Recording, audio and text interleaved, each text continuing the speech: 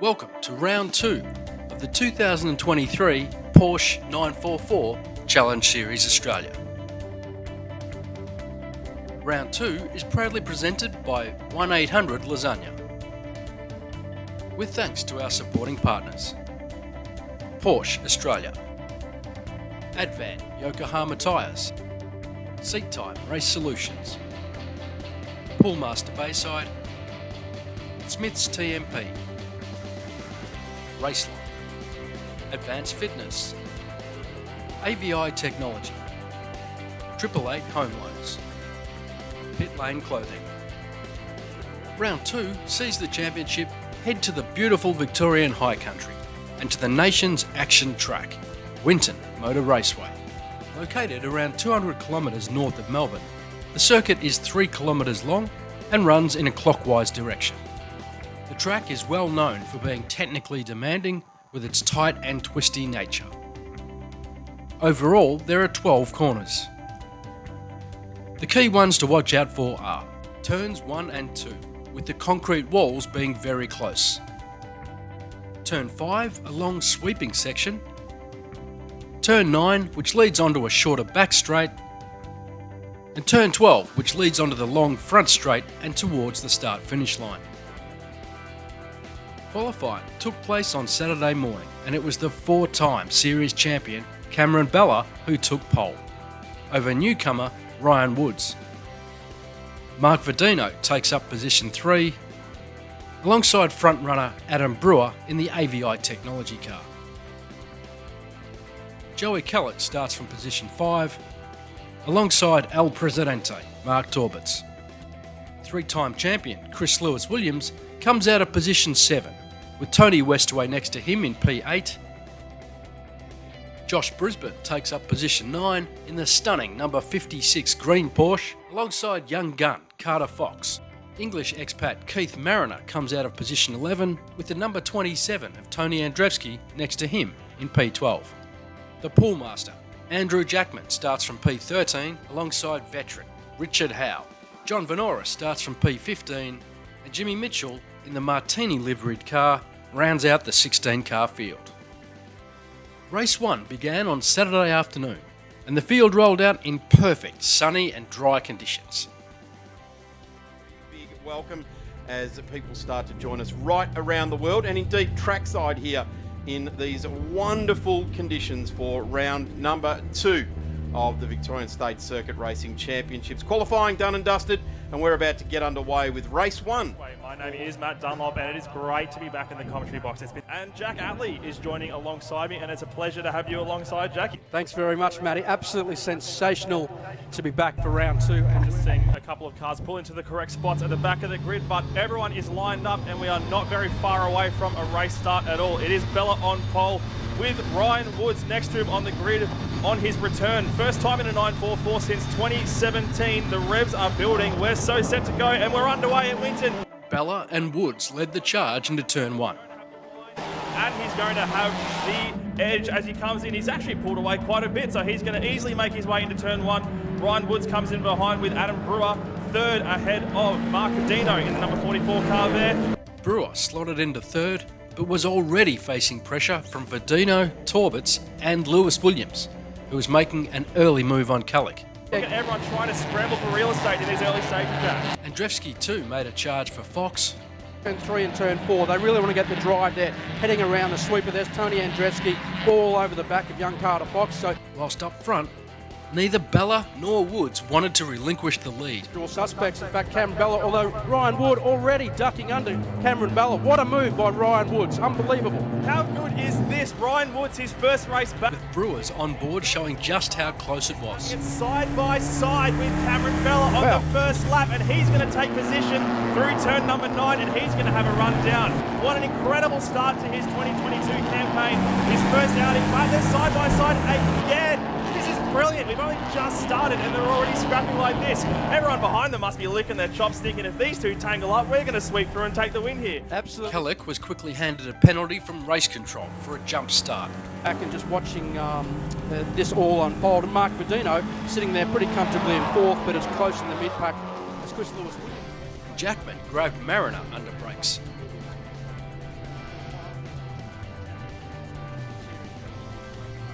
Fox chased Brisbane. They're looking at Carter Fox, and as you say, the bright green car of Josh Brisbane absolutely glistening in the winds and sunshine.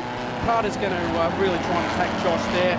Carter's really lifted his game lately. He's a younger guy in the category, but he's had a personal best in qualifying this morning, so he's definitely looking to move up the field. Lewis Williams grabbed Torbert's under brakes into turn 1. With a fight, Chris Lewis Williams has just nabbed you going into turn 1. That's a really gutsy move there. You're hitting into turn 1 at around about 170, 180 kilometres an hour mark before you're hard on the brakes. And with Calix suddenly applying the pressure, an error under brakes saw Torbert spin, dropping him back down to 14th.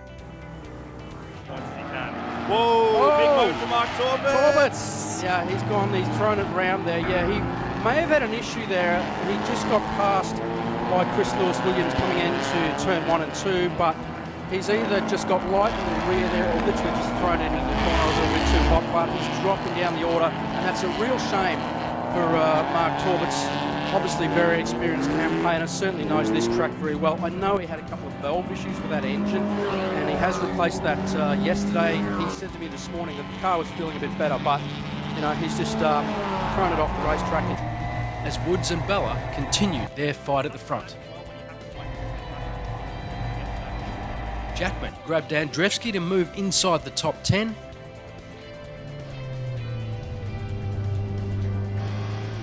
Dino suddenly had his hands full with Lewis Williams all over the back of him and eventually grabbing the number 44. See that Chris Lewis Williams, who knows very much what he's doing, has just got around Mark Verdino. The championship leader in the 2023 944 Challenge moves his way up into 4th position, brings home some extra handy points. A great fight between Andrzejewski and Mariner, with Howe also joining in the mix. Cars, as you see, a nice little battle here. Drag racing down the main straight. Keith Mariner, Richard Howe, and that is who is up behind him. That's Mark Torbert's trying to get back into the mix as well. So Torbert's too was fighting back, ensuring a real battle just outside the top 10. He has, and Mark Torbert's is still going to be pushing to try and recover as many points as he can after that unfortunate spin earlier in the race.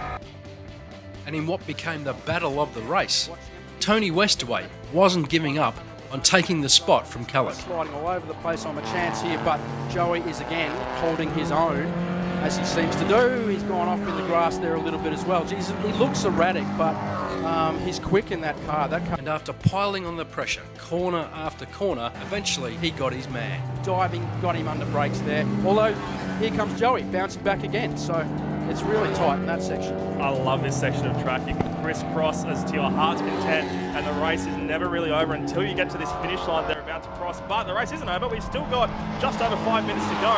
So there's every chance these two might want to just, play their cards close to the chest, not give away all their moves too early, wait until the dying stages. Oh. Then, whoa, speaking of rally crossing, there he goes across the apex of 2, and that is going to give Tony Westaway that position quite easily. Thank you very much. Yeah, he's got in there a little hot into turn 1, Joey, unfortunately. Very, very simple and easy to do that. I mean, as I said, you're into that corner at around about 180 kilometres an hour.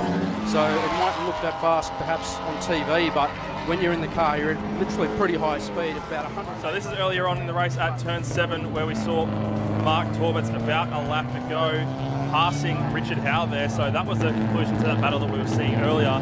Got that move done nice and easy and has kept him behind. The veteran Howe also then taking Andrzejewski. After an early spin, Torbert's had made it all the way back up to 11th, but he wanted some points and was suddenly all over the back of Jackman. Turn 3, Mark Torbert's and Andrew Jackman. The third driver was in fact the leader of this race, Cameron Bella, but these two are now duking it out for 10th position. Another great recovery drive from Andrew Jackman. Yeah. He was struggling a little bit this morning. Car wasn't feeling great. He wasn't feeling great in the car through qualifying. Oh, Mark Torbert's gets the back end out just a little bit to set himself up for turn 7. That's paid off. Hasn't finished it yet because Jackman will have the line for turn 8, but this battle is not over because they're side by side through turn 8. Unbelievable. Literally only 2 weeks ago, these two guys were in the same car at Bathurst, and they actually won the class at the Bathurst 6 Hour, these two guys, Mark Torbert's and Andy Jackman. Now, they're in 2 separate cars, but they're still only inches apart. Eventually grabbing him under brakes. These two, as well as every other competitor in this 944 category, have such a healthy respect for each other as Mark Torbert's gets the move done around the outside of turn 10, which is going to give him With only a lap or two to go, Calder was still throwing everything at Tony Westaway, but couldn't quite get it done on the seasoned campaigner. In the end though, the four-time champion was never troubled, taking a very commanding victory. 2 races make that 3 races back-to-back checkered flag waves. Cameron Bella takes out race 1 of the 944 challenge here at Winton Motor Raceway.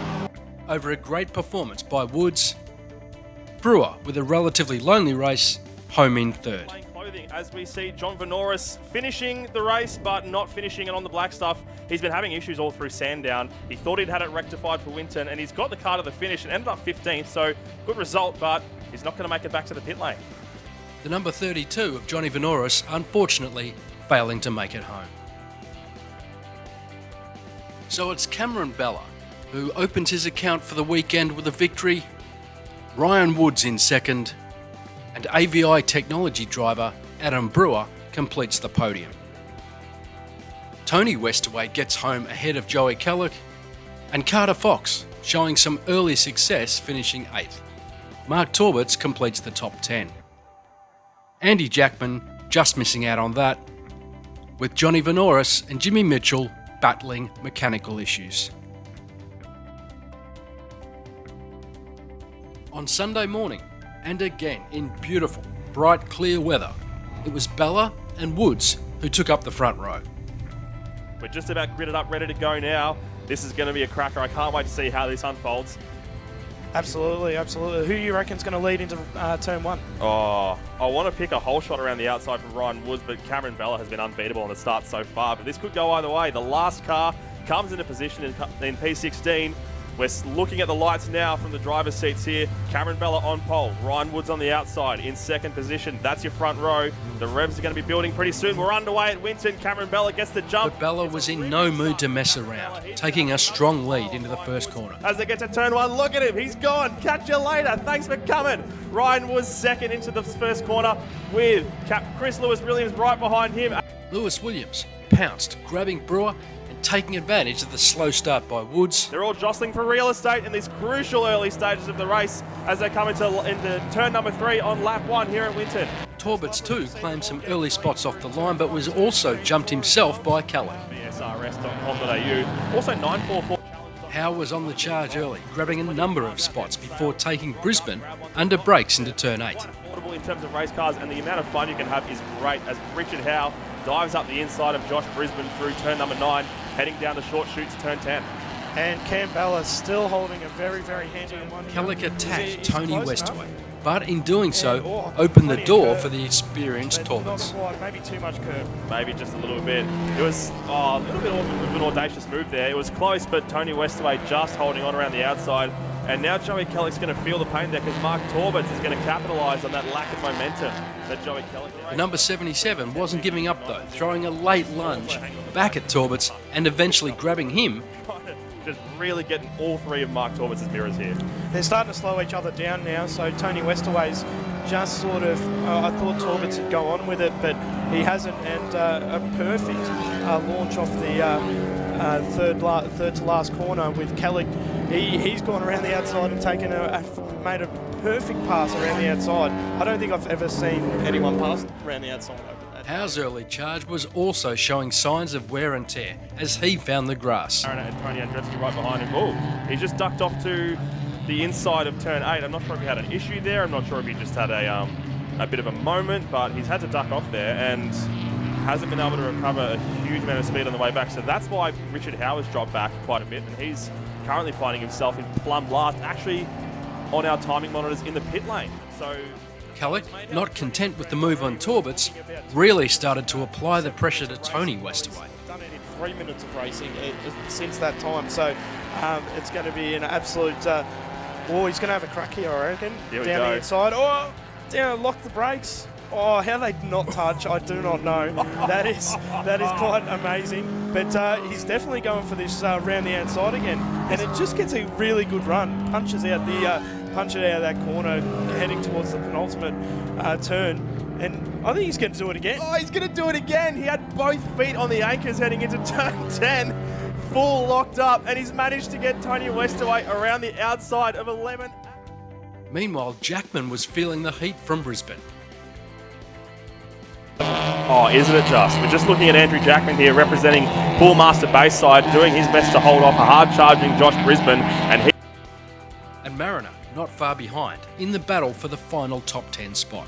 either way, and Keith Mariner's behind him going, hang on, I might be able to find one or two spots here through this next sequence of corners. Well, the last time we were very close. Well, the last time we were here, there was 2 cars that locked up, and it was nearly that again. With the last lap looming, Brisbane threw everything at Jackman, momentarily grabbing the spot, only to throw it all away. Josh Brisbane powering ahead of Andrew Jackman. Oh no! He's powered it into the gravel. I can't believe I've just done that to him. Sorry, Josh Brisbane, that is the commentator's curse to a T. He's spun off. I think he must have stalled the car because he's still marooned in the grass there, but that is such a shame for Josh Brisbane. He had such a good run of pace heading into turn 11, and unfortunately he's just thrown it away in the dying stages. Eyeing off the opposition, this allowed Mariner to also take advantage, grabbing Jackman under brakes into turn 1. Jackman is, well, he's not 10th anymore. Keith Mariner's going to fire it up the inside, and that is 10th position to the number 64. But back up front, the pole man, Bella, found himself with a lights to flag victory, making it look easy as he cruised home. Cameron Bella, one of the most dominating drivers the 944 Challenge has seen in recent years, will come to the checkered flag in race 2 to take the victory, ahead of Ryan Woods, again in second position, a couple of seconds back, with Chris Lewis Williams set to cross the line in third. Congratulations, Cameron Bella, another win. Woods again finishing second, Lewis Williams rounding out the podium. So again, it's Cameron Bella who takes victory. 2 from 2 so far in the weekend. Ryan Woods home in second, and championship points leader Chris Lewis Williams grabbed the final spot on the podium. Joey Kellett with a strong drive through to 6th place. Keith Mariner completes the top 10. Tony Andrzejewski just outside that. Johnny Venoris completed the runners, with Richard Howe unfortunately failing to get across the line. In between 944 Challenge races, 3 drivers from the field, Cameron Bella, Mark Tormitz and Andrew Jackman, ventured to Bathurst for the Bathurst 6-hour endurance race, where the 3 drivers shared the same car. And, showing the skill of the 944 category, they claimed victory at their first attempt at the Endurance Classic. We caught up with all of them just prior to race 3. Who have enjoyed plenty of success in racing the last few weekends. We'll start with Cam Bella. Could you tell us about your trip to the High Tech Girls Bathurst 6-hour a couple of weekends ago and what you guys achieved? Yeah, it was an awesome weekend, and it was just basically a group of 3 mates who said, let's go Bathurst and give it a bit of an enduro a go. And yeah, we came home with the trophy, and yeah, classy little Mazda Buzzbox, and awesome weekend. All right, we'll cycle through to Mark Tormitz, who of course qualified the car at Mount Panorama. What was the experience like when you're going out on a 1-lap dash or a couple of lap dash in a qualifying session around Mount Panorama? Yeah, it was interesting, Kel. I'd done 5 laps in practice around the mountain prior to going out for qualifying, so yeah, it was an interesting experience to. You can't get enough laps of the mountain, but yeah, we qualified well, and yeah, had a great race. Had an interesting stint with some oil down at the chase. Some good strategy in the end of the race, and overcome some bad luck with safety cars and things like that, the way they fell, and yeah, we managed to get the back on the lead lap, and Cam did a great stint to set the Class E lap record for the track, and also get the win. All right, Mark, and last but certainly not least, we've got Andrew Jackman, who was the 3rd driver in the car at the Bathurst 6-hour last weekend. But what was the experience like standing on top of the podium at Mount Panorama, receiving the trophy behind us? As I keep saying to everybody, just unbelievable. Was the whole weekend, the whole week was unbelievable, and it was an immense achievement for all of us. I mean, our band of brothers, so to speak. But yeah, the podium, yeah, it was pretty emotional for me. Like, I hatched the project 12 months ago and said, all right, we're going and we're going to have a crack at this, and probably the greatest thing any of us have done in our lives, other than get married or having babies. And it's couldn't be more proud of these 2 guys. We're touched by it forever, you know. So it's awesome. It's a massive achievement by Mark, Andrew and Cam at the High Tech Girls Bathurst 6-hour. And of course, you can catch them racing in the Porsche 944 Challenge throughout season 2023.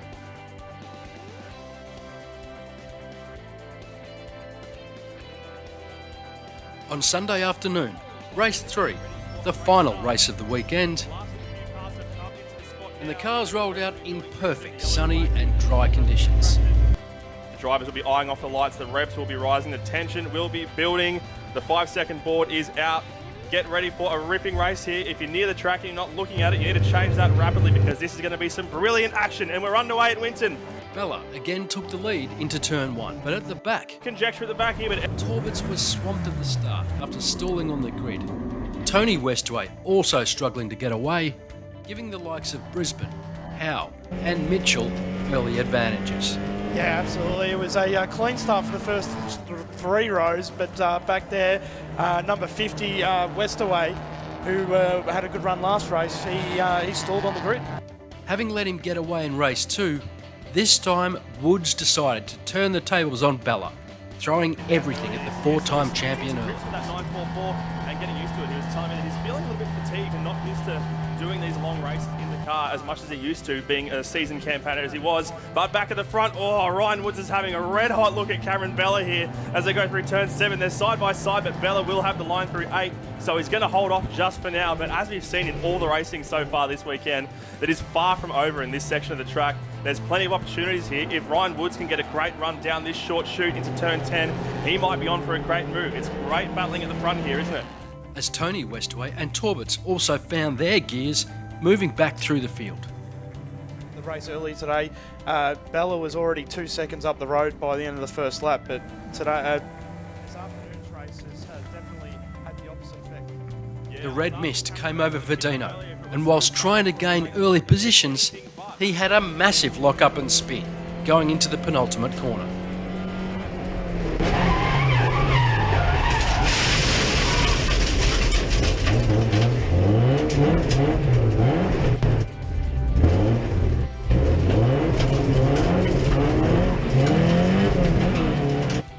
As mid-pack, Andrzejewski found some pace against Mariner.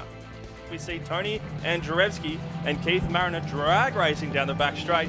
Keith Mariner will surely have the line into this corner, but couldn't get the move done. with the car not getting the acceleration out of the corners as he would have liked, and Keith Mariner gets the job done there with Tony Westaway just behind him. So Westaway must have... so actually Keith Mariner's had a great start to this race. Letting Tony Westaway and Torberts close up too. Verdino was suddenly fighting back, making it a 5-car pack. Around that back straight area as well. He was saying he's got a mystery gremlin with this car that he just can't figure out. It's not a fuel issue that he can think of, it's not a TPS issue. He's tried so many things in between Sandown and this race here at Winton, but there's still a lingering issue that he wants to be able to sort out before the next round at Phillip Island.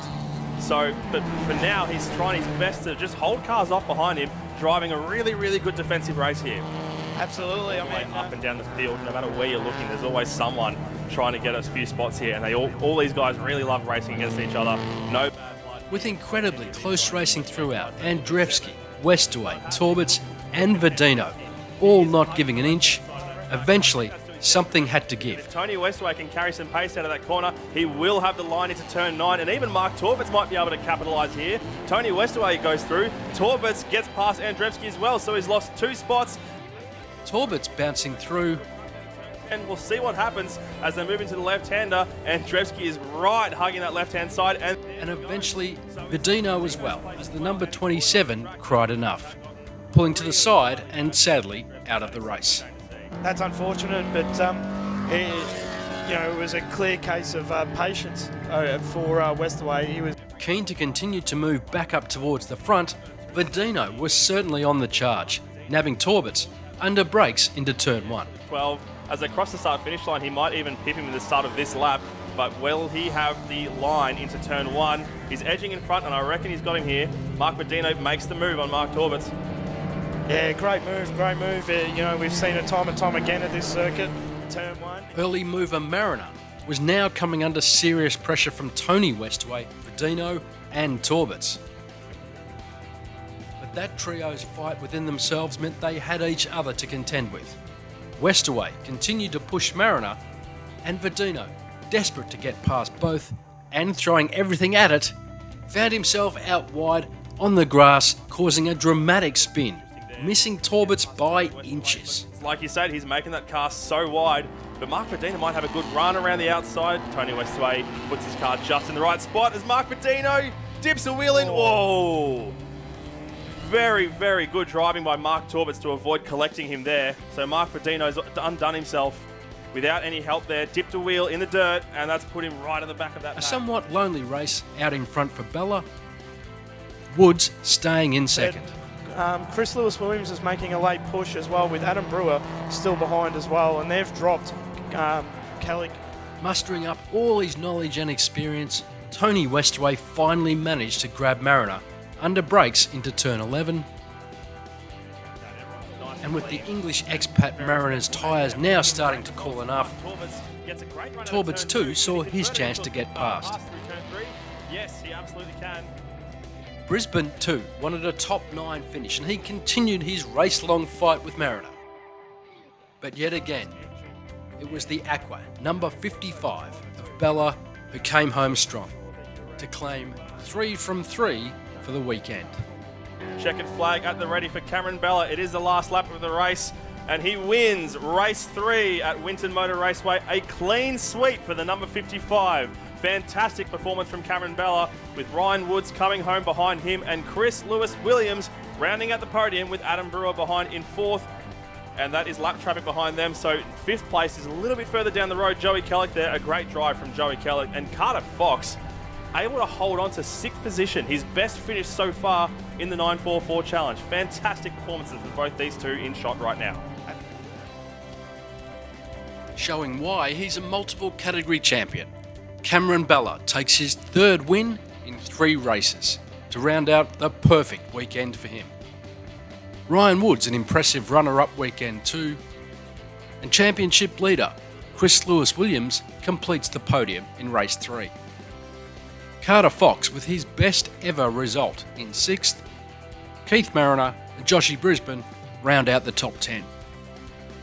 A fast but unlucky Mark Verdino just outside the points, and a number of hard charges showing just how tough this Winton layout can be, with Tony Andrzejewski, Jimmy Mitchell and Richard Howe classified as non-finishers in the final race.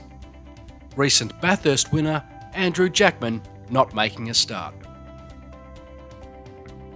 Looking at the points tallies after round 2. As the 944 Challenge Series competes nationally as well as locally in Australian states, there are 2 sets of championship points awarded to drivers. And firstly, looking at the Victorian State Series, it's Chris Lewis-Williams who leads that tally, Cam Bella close behind in 2nd, and Adam Brewer pushing hard just back in 3rd. Ryan Woods moves to 7th after a strong Winton showing, just above another strong performer, Carter Fox.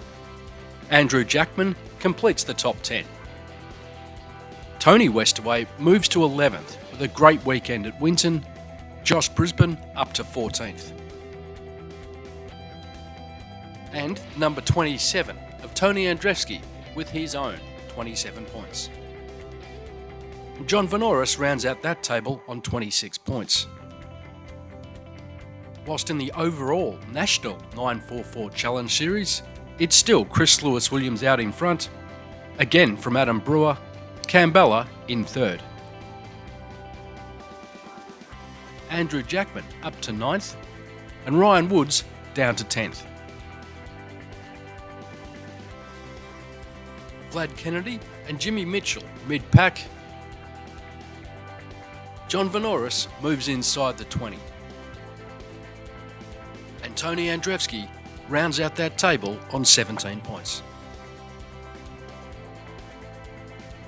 If it's close, hard and fast racing in stunning Porsche machinery on some of Australia's best racetracks that you're after, head over to our website www.944challenge.com and check out all the information. The 944 Challenge Series will be back, bigger and better for round 3 at the Phillip Island Grand Prix circuit on the 28th of May. We look forward to seeing you there. This has been a production by Pit Lane Media.